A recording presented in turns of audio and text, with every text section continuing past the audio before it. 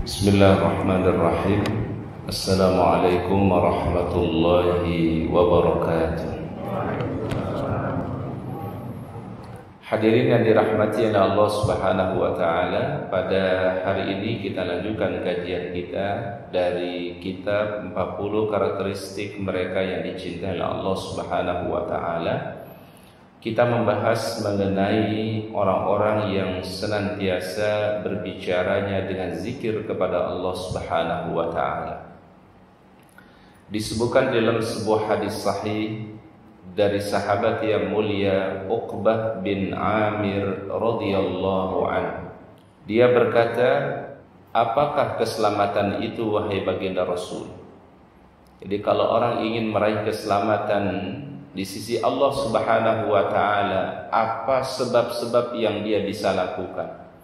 Apa usaha dan ikhtiar yang bisa dilakukan oleh seseorang supaya meraih keselamatan di sisi Allah Subhanahu wa taala? Lalu Rasulullah sallallahu alaihi wasallam memberikan jawaban kepada sahabat ini, ada 3 hal yang bisa membawa keselamatan, sabda Nabi. Yang pertama kata beliau, jagalah lisanmu. Artinya adalah senantiasa lisan ini berzikir, disibukkan untuk mengingat Allah Subhanahu wa taala. Dan ditahan dari hal-hal yang tidak bermanfaat, ditahan dari ucapan-ucapan yang mendatangkan kemurkaan Allah Subhanahu wa taala. Yang kedua, hendaklah rumahmu membuat engkau menjadi lapang. Rumahmu menjadikan engkau merasa bahagia dan mendapatkan kelapangan dalam kehidupan ini, sabda Nabi sallallahu alaihi wasallam. Jadi Rasul memberikan perhatian kepada rumah, ya. Karena rumah tempat kita tinggal, rumah di situ kita bernaung, maka mestinya rumah juga harus mendatangkan kelapangan dan kebahagiaan bagi setiap orang-orang yang ada di dalamnya. Maka di antara hal yang bisa melapangkan Al-Quran itu, para jamaah, disebutkan dalam hadis oleh Nabi SAW, jadikanlah sebagian dari sholat itu lakukan di rumah kita. Ya. Jadi kita memang sisihkan sholat kita lakukan di rumah. Terutama adalah sholat-sholat yang disunnahkan oleh Nabi SAW. Kemudian juga termasuk di antaranya yang bisa melapangkan seorang di dalam rumah itu adalah ketika dia membacakan di dalam rumah itu ayat-ayat Al-Quran, diperdengarkan ayat-ayat Al-Quran. Kemudian yang ketiga, sebab yang ketiga, sabda Nabi SAW, kalau engkau ingin meraih keselamatan itu, wabki ala khati'atika, tangisilah kesalahan-kesalahan yang pernah engkau perbuat sebelumnya. Kita disuruh bermuhasabah, mengintrospeksi diri dari sekian waktu yang kita lewatkan, dari sekian perjalanan kehidupan yang pernah kita lalui, bagaimana kita menjalankannya dan bagaimana kita melewatinya. Kalau kita sudah melakukan kebaikan, kita bersyukur dan terus bersyukur kepada Allah. Tapi bila belum kita melakukan kebaikan, mari kita lakukan kebaikan itu. Bila ada kekurangan kita, kealfaan kita, kesalahan kita, kemaksiatan kita, dan ini pasti ada pada diri kita semua para jamaah, maka mari kita memperbanyak istighfar kepada Allah Subhanahu wa taala. Luar biasa kalimat Sayyidina Umar bin Khattab, hasibu anfusakum, hisablah diri kalian di dunia, qabla an tuhasabu, sebelum nanti dihisab oleh Allah taala dalam kehidupan akhirat. Ini ternyata salah satu kunci, kata Umar bin Khattab, kalau ingin nanti dihisab di hari kiamat dengan hisab yang mudah, maka di dunia ini kita bermuhasabah dan menimbang amal kebaikan yang kita miliki. Jadi para jamaah, tadi ada 3 hal yang bisa menyebabkan orang meraih keselamatan, kata Nabi. Pertama tadi adalah amsik alaika lisanak, tahan lisan kita, tahan ucapan kita dari hal-hal yang bisa mengundang murka Allah Ta'ala. Yang kedua, jadikan rumah itu menjadi sebab yang melapangkan kehidupan kita, melapangkan hati kita. Kemudian yang ketiga, tangisilah kesalahan yang pernah kita perbuat, untuk kita perbaiki, kita mohon ampunan, istighfar kepada Allah. Dan yang lebih hebat lagi Pak, ada namanya Sayyidul Istighfar. Apa namanya? Sayyidul istighfar. Allahumma anta rabbi la ilaha illa anta khalaqtani wa ana 'abduka wa ana 'ala ahdika wa wa'dika mastata'tu a'udzu bika min syarri ma sana'tu abu'u laka bi ni'matika 'alayya wa abu'u bi dzambi faghfir li fa innahu la yaghfiru dzunuba illa anta. Ini istighfar yang paling panjang para jamaah. Apa fadilahnya kata Rasulullah SAW? Siapa saja yang membaca Sayyidul Istighfar ini di pagi hari. Jadi kalau kita baca pagi hari ba'da subuh dengan penuh keyakinan akan kebaikan ucapan ini di sisi Allah Subhanahu wa taala, lalu sore hari dia meninggal dunia, malam hari dia meninggal dunia, Allah taala akan catat hamba itu min ahlil jannah. Amalannya kata Rasul adalah membaca Sayyidul Istighfar. Ya. Apa namanya? Sayyidul Istighfar. Pimpinan seluruh permohonan ampunan kepada Allah Subhanahu wa taala.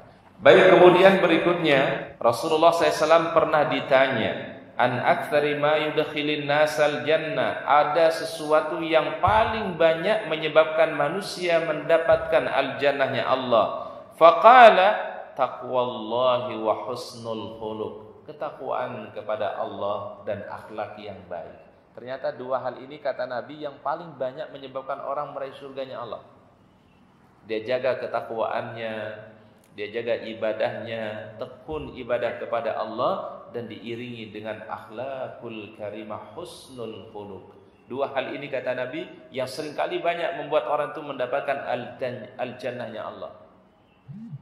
Akhlak yang mulia, perilaku yang baik, itu ternyata penyebab daripada husnul khuluq. Bahkan Rasul mengatakan apabila orang menghiasi diri dengan akhlak yang mulia, mendapatkan derajat yang setara dengan salat tahajud, setara dengan puasa sunnah. Ya, jadi akhlak yang baik itu rupanya bisa melampaui daripada pahala salat tahajud dan bisa melampaui daripada melaksanakan puasa sunnah. Akhlakul karim.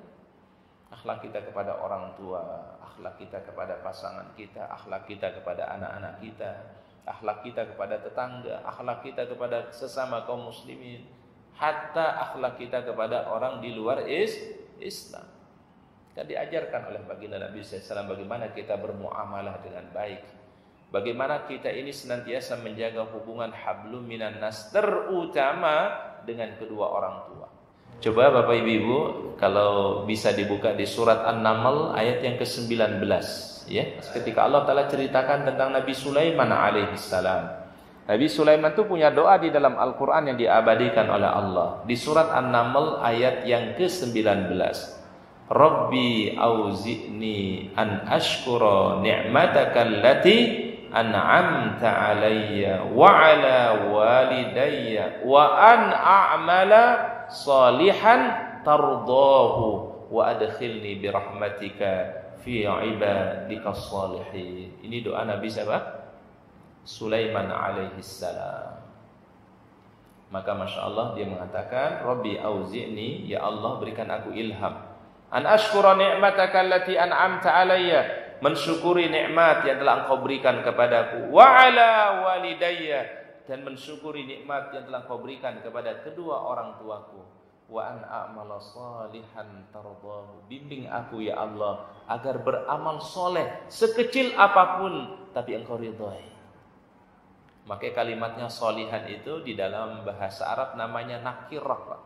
Ya, apa namanya, Pak? Kalimat nakirah. Katanya bentuknya nakirah. Karena kalau nakirah itu biasanya nggak pakai alif lam. Tapi kalau alif lam itu namanya ma'rifat. Ya. Jadi dalam ilmu nahwu itu, Pak, ya, kalau kalimatnya atau katanya pakai alif lam namanya al-ma'rifat. Al-ma'rifat itu berarti khusus tertentu. Tapi kalau tidak pakai alif lam berarti masih umum, sifatnya umum, namanya nakirah. Semua amal soleh yang disebutkan di dalam Al-Quran rata-rata mayoritasnya menggunakan kalimat nakirah.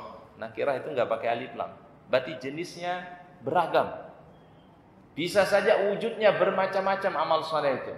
Wa an a'mala salihan tardahu, Beda kalau ungkapannya misalnya apa?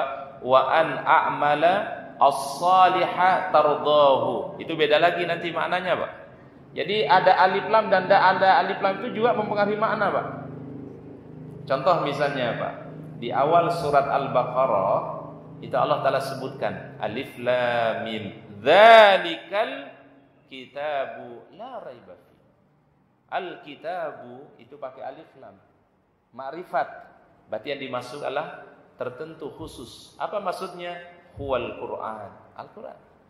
Karena kalau sebutannya nanti, Pak, dzalika kitabun la raiba fi, enggak ada alif lam, maka nanti masuk yang lainnya. Taurat, Injil, Zabur, Suhuf Ibrahim, Suhuf Musa, masuk dalam kalimat itu, Pak. Karena tidak pakai alif lam. Tapi kalau pakai alif lam, maka maknanya tertentu, dikhususkan oleh Allah Subhanahu wa taala. Ini dalam ilmu nahwu, dalam ilmu tata bahasa Arab namanya kalimat al-ma'rifah.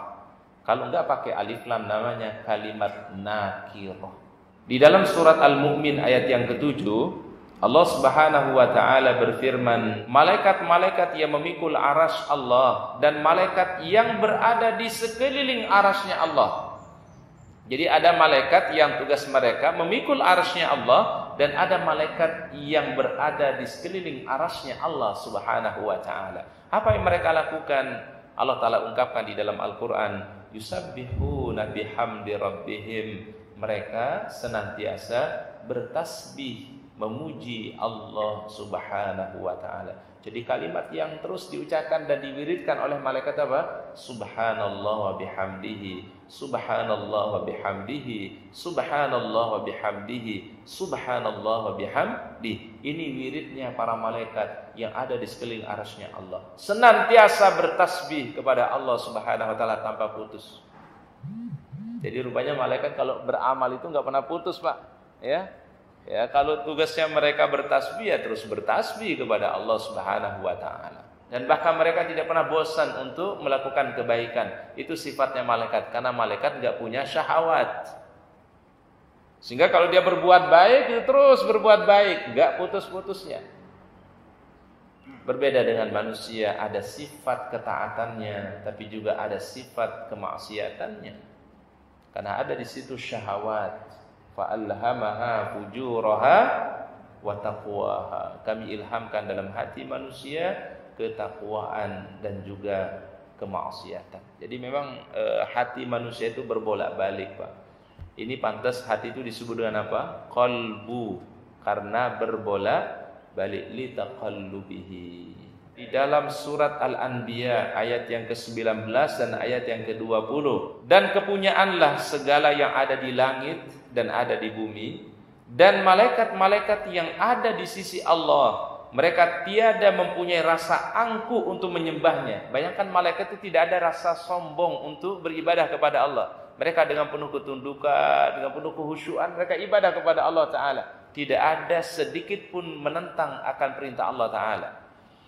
Kemudian, dan tiada pula merasa letih. Mereka selalu bertasbih kepada Allah, baik di malam hari ataupun di siang hari. Tiada henti-hentinya. Terus bertasbih kepada Allah, terus dia memuji Allah Ta'ala tanpa putus. Oleh karenanya kemuliaan malaikat itu adalah karena mereka senantiasa ibadah secara totalitas kepada Allah. Tetapi manusia bisa jadi lebih mulia daripada malaikat ketika manusia diberikan ilmu oleh Allah, dan ketika manusia menjalankan kebaikan, ketaatan kepada Allah dengan segala tantangan yang dia hadapi. Dia punya syahwat, tetapi keinginan syahwatnya dia hindari, dia tinggalkan untuk menggapai ridha Allah Ta'ala. Makanya manusia lebih mulia dibandingkan apa? Para malaikat. Assalamualaikum warahmatullahi wabarakatuh.